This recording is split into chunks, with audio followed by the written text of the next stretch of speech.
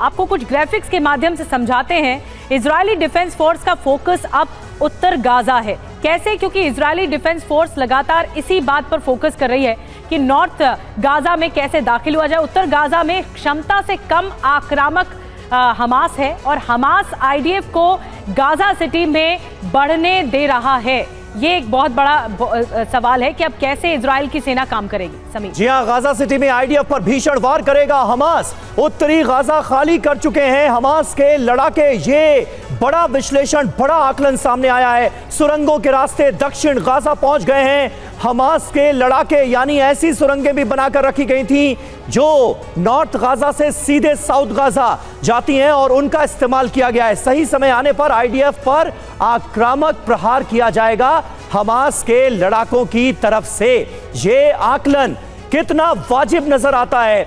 हमारे साथ इस वक्त लेफ्टिनेंट जनरल केजे सिंह मौजूद हैं। केजे सिंह साहब, क्या लगता है आपको ये जो आकलन सामने आया है जिसमें यह कहा जा रहा है कि गाजा सिटी में हमास के जाल में इजराइल आने वाले वक्त में फंस सकता है, क्योंकि नॉर्थ गाजा से हमास के ज्यादातर लड़ाके सुरंगों का इस्तेमाल करते हुए शिफ्ट हो गए साउथ गाजा और वहां पर की जा रही बड़ी तैयारी? अब समीर और निधि, आपको जय हिंद और बहुत धन्यवाद, आपने मुझे इस प्रोग्राम में सम्मिलित किया। ये संभावना तो बनी हुई है क्योंकि हमास की लड़ाई का मेन मुद्दा ये है कि ये हाइब्रिड वॉरफेयर हो। आपने यूक्रेन में भी देखा है, और है कितनी सी जगह, 42 किलोमीटर तो है गाजा पट्टी, 42 बाई 12 किलोमीटर, मतलब दिल्ली से लेकर नोएडा के दूरी से भी कम।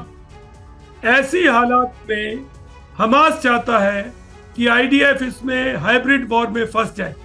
और देखिए, टैंकों को लॉन्ग रेंज का फायदा होता है। अगर वो शहरों में फंसे हुए हैं तो उनके ऊपर मिसाइल और शॉर्ट रेंज से नुकसान किया जा सकता है। तो ये संभावना तो बनी हुई है। आईडीएफ को इसके खिलाफ सचेत रहना पड़ेगा। वो भी सोच विचार करके रणनीति बनाते हैं। तो ये संभावना तो बहुत गहरी है। ठीक है सर, और आईडीएफ को इसके प्रति सचेत। बिल्कुल केजे सिंह साहब, और इसी साथ देखिए 60 सेकंड में पूरे होते हैं, यानी कि जितना आसान लग रहा है हमास अगर पीछे हट रहा है तो उसमें भी उसकी एक बड़ी चाल हो सकती है।